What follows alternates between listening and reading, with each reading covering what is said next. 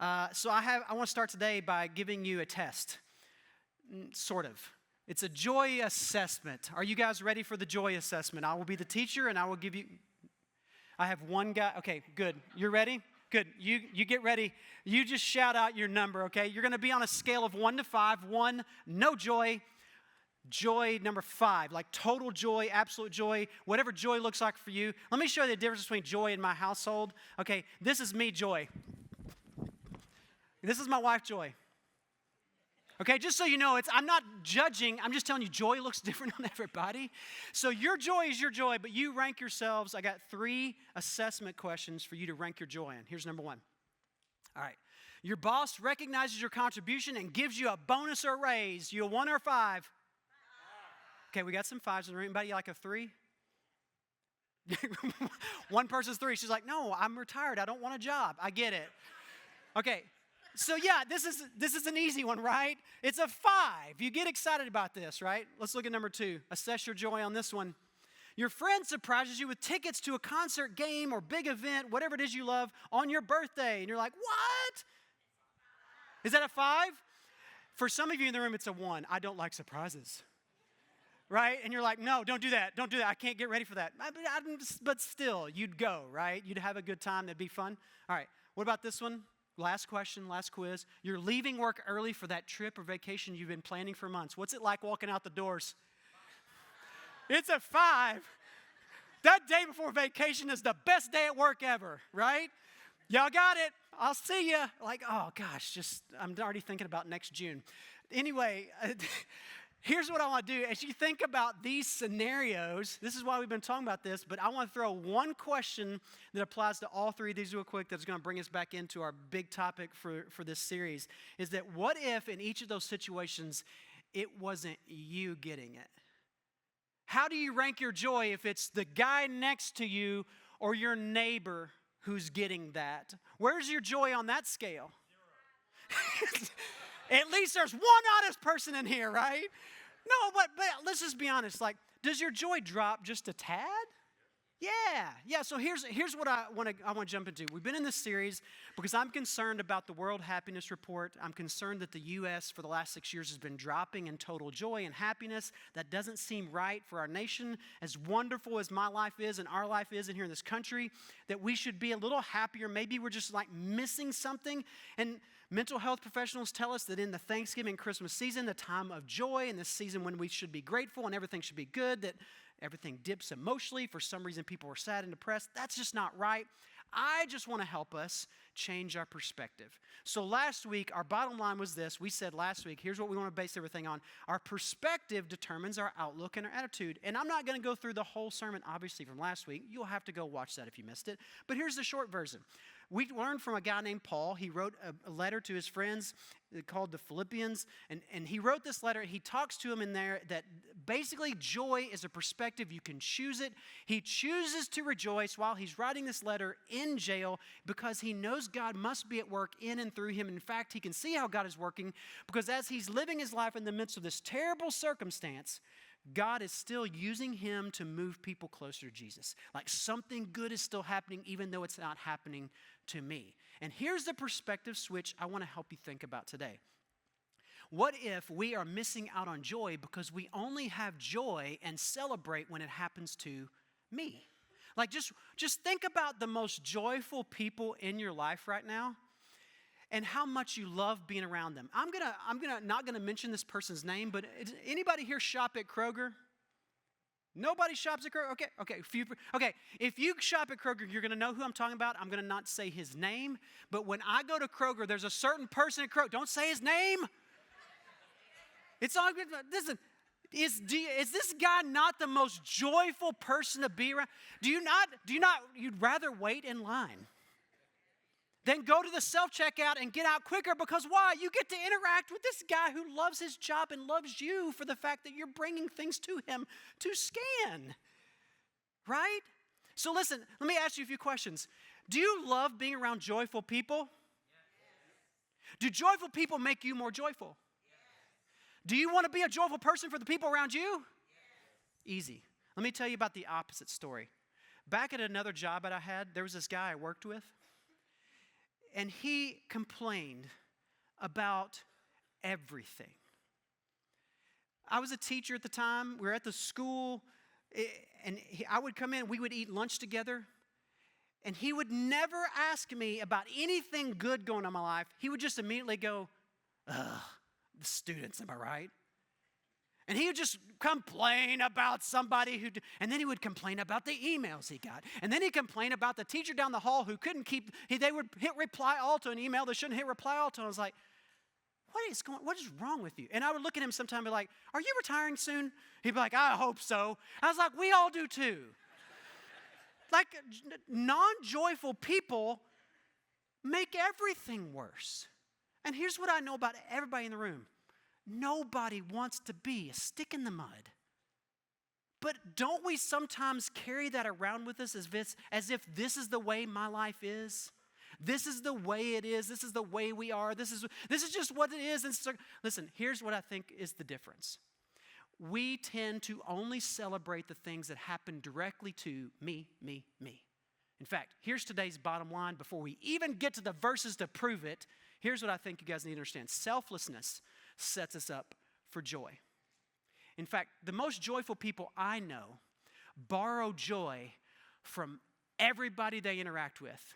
And I think that's the key to why they're so joyful. They're not waiting for it to happen to them. They just borrow everybody else's joy, and they get all filled up, and they're like dancing in the rain. I don't know, right?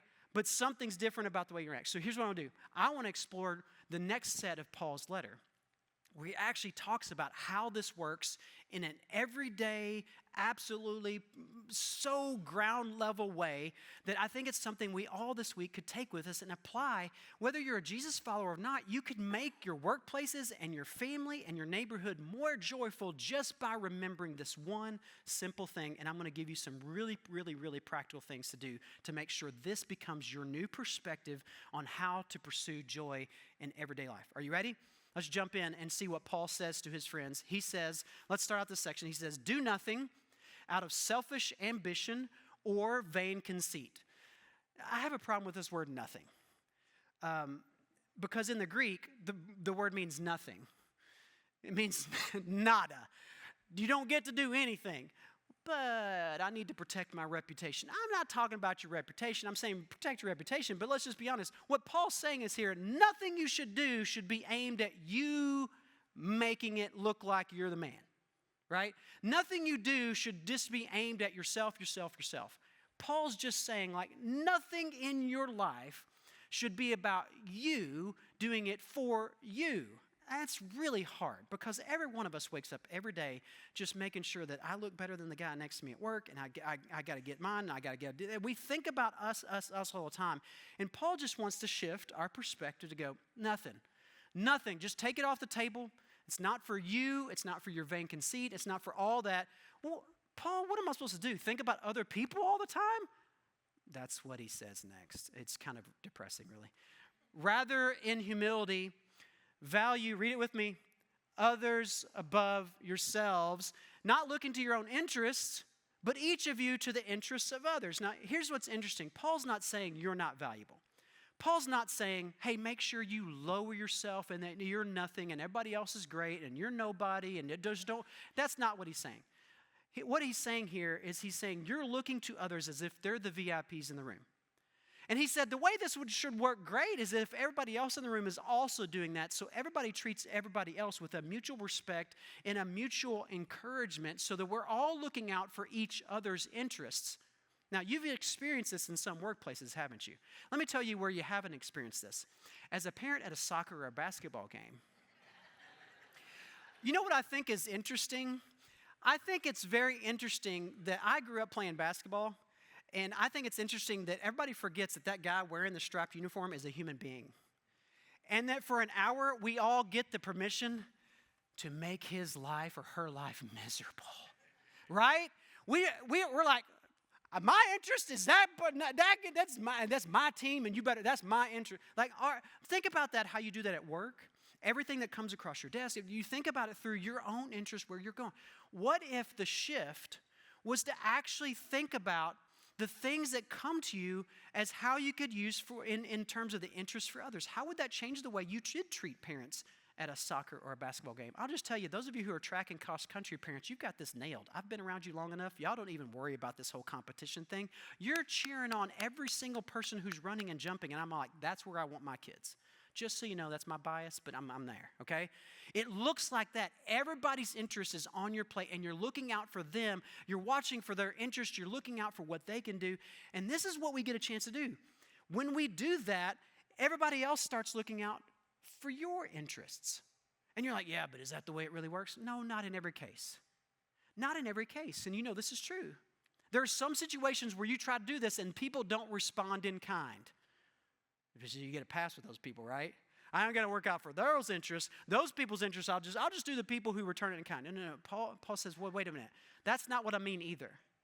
Because Paul is not taking this from his own life experience. And this is what I think is interesting. Paul's about to turn to Jesus' life. Paul's teaching here is not about him figuring up something out the way he responded to people and they respond to him. He's not talking about something where it's in kind. He's talking about an ideal that he saw and watched Jesus live, and then it changed the way Paul thought about joy. And you're like, well, what's the connection to joy? I'm going to get there in a second. But Paul's basically trying to point out to us that before joy is humility.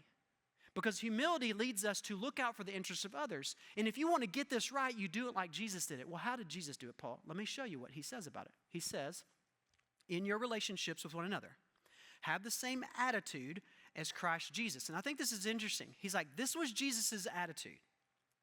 It wasn't something that Jesus was doing in order to get back. It was just his underlying attitude in everything he did and everything he worked for and everything he did for other people. This one attitude flowed through everything. Well, what was that attitude? Here's what his attitude was. That attitude in Christ Jesus was who, being in a very nature God, did not consider equality with God something to be used to his own advantage. Now, I know you've heard this talked about before if you've been in church at all. But listen, if you're not a church person, if you're not a Jesus person, and you're not sure about this Jesus thing, let me point out something that kind of blew my mind this week as I was reflecting on this. Paul is writing this, and whether you believe Jesus was the Son of God or not and came to die for your sins on a cross and come back to life, whether you believe that or not, Paul believed it.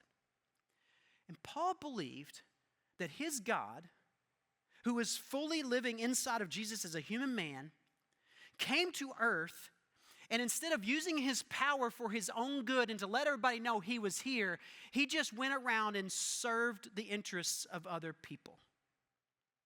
In humility, rather than using his godness for his own goodness, he used his godness for the goodness of others. Now watch this.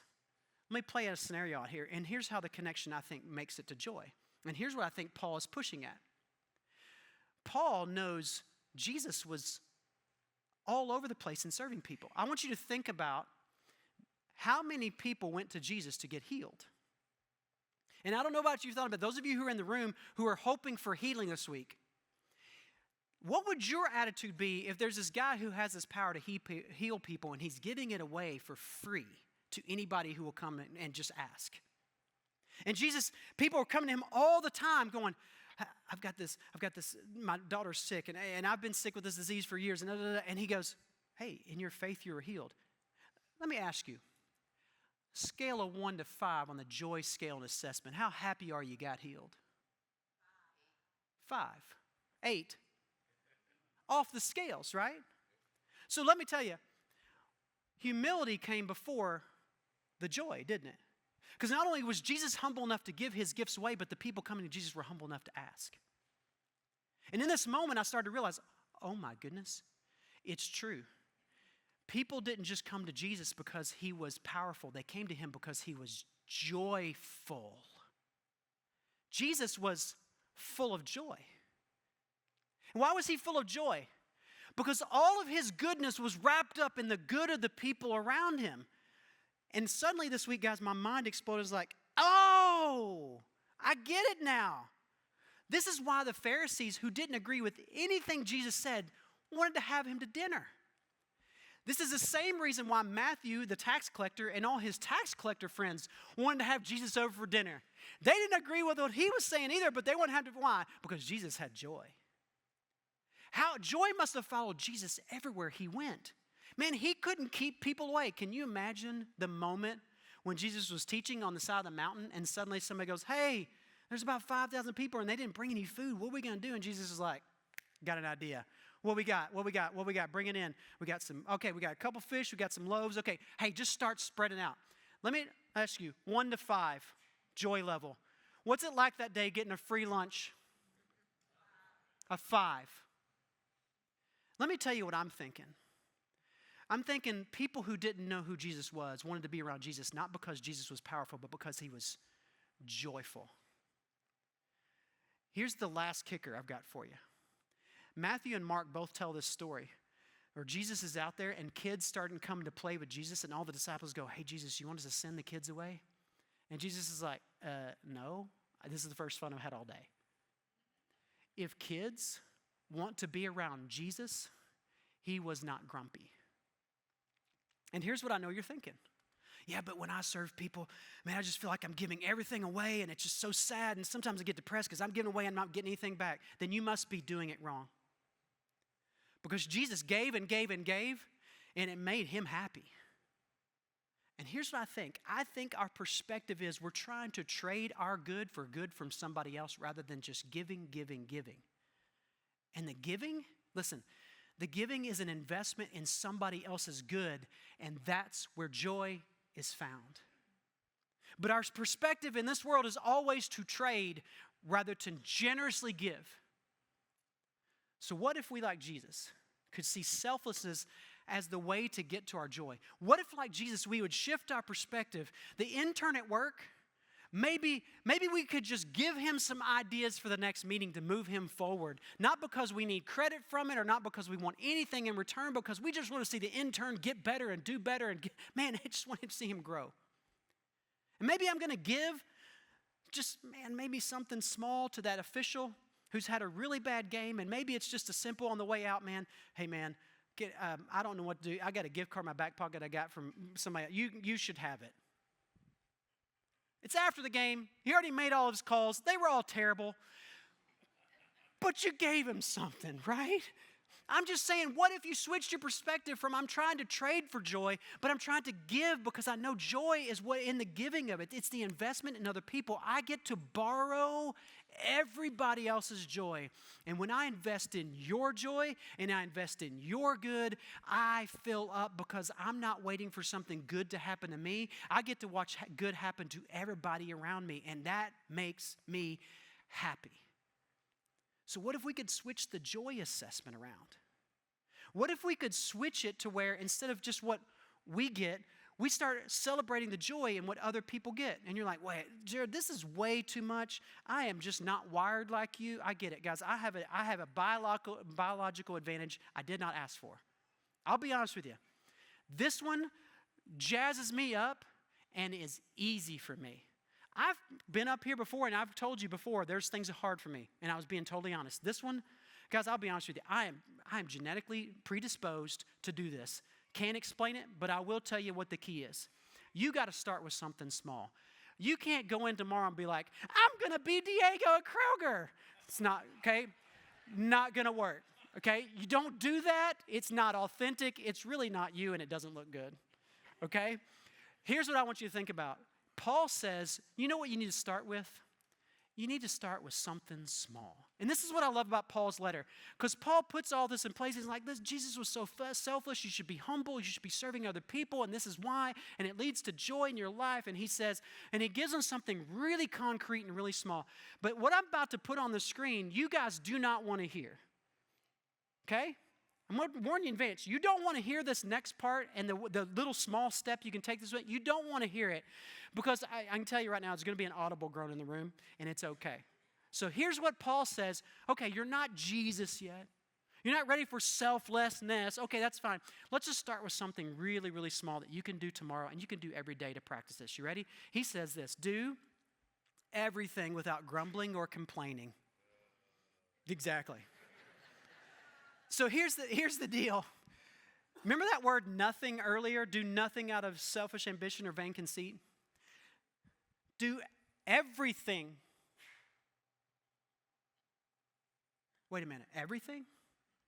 Even clean your room, teenagers. Hey, parents. Yeah. Even make dinner for the in-laws who don't treat you nice at Thanksgiving. Do everything without grumbling and complaining? Everything. You mean make the copies for the guy who always gets here late to the meeting and won't keep up with his own work? Make the copies for him so he can keep up? Maybe do that without grumbling and complaining this week. You mean don't grumble and complain about the terrible referees? Guys, they don't get paid enough for your grumbling and complaining. They don't. They're basically volunteers to get yelled at. That's what they volunteer to do. For your kids to be able to play a sport. Do everything without grumbling or complaining. Listen, we could just leave this one verse here for the next 5 years, and every one of us would be like, well, failed on that one again. So here's what I want you to think this week. I don't need you to change the world with your joy. I want you to start with one simple perspective shift. If I could stop grumbling and complaining, what might I be able to pay attention to in the people's lives around me that might be worth investing in? That's the simple step this week. Just catch yourself when you grumble and complain, go, what if I instead of doing that, instead of saying that, I just invested in the good of people around me? You can make the shift slowly to being Diego, all right? Then maybe eventually you can make the shift to be Jesus, to be so humble and to serve so well that in every person you interact with, they walk away going, man, I would just like to be around them more. But I think this is the first level that we all need to pay attention to this week. So, selflessness, this is the big wrap up. Selflessness sets us up for joy. What does that look like for you this week? Who do you need to pay attention to this week that you've been ignoring? What projects at work do you need to shift your attention to, or shift your mindset about, or shift the way you engage with your energy about because it's been draining you, you've been complaining, you've been grumbling about it, but what do you need to switch this week so that joy can be found in the midst of your humility and service and investment of other people? Who are the people around you who deserve your attention that you haven't been giving? And it may not be just the people you like. Who are the people that you need to be the joy for because they don't see where joy could be? Who? What? And now let me ask you this. Why? Why would you go and do this week? I'll tell you why. Because your joy depends on it. If you're only, guys, just statistically speaking, if you only celebrate the things that happen to you, you have way less chance of being joyful this week.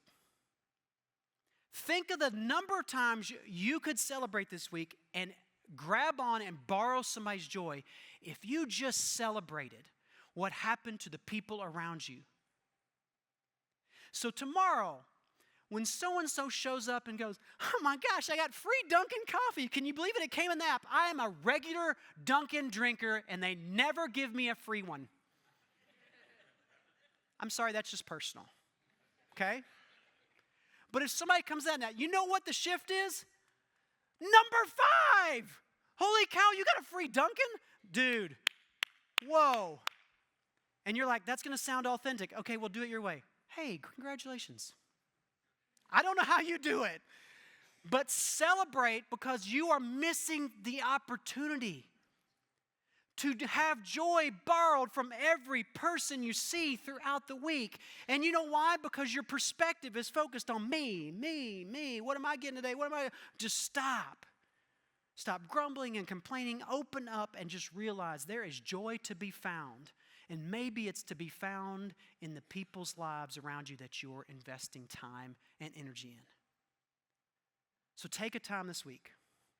Focus in on who needs your joy, when you can apply that joy, and maybe the grumbling and complaining will be the cue this week. You're like, oh gosh, I'm not paying attention. And let's be more like Jesus today, full of joy and draw people to us. Let me pray for you. God in heaven, would you just help us to be realistic with ourselves this week? God, would you help us to be honest with with ourselves. So when we come to a point where we're grumbling and complaining about something, would you help us shift our minds to this idea that we need to invest in other people, that the people around us are worth investing in? God, if you came to die and rise again for every single person we interact with this week, God, then they also deserve our attention and our love. So help us to love them well, invest in their lives, invest in their good, do things for them and with them to help them see that our joy we can borrow. So we don't have to have good things happen to us to be joyful for the people around us. We can celebrate even in the midst of where we are. And I ask these things in Jesus' name. Amen.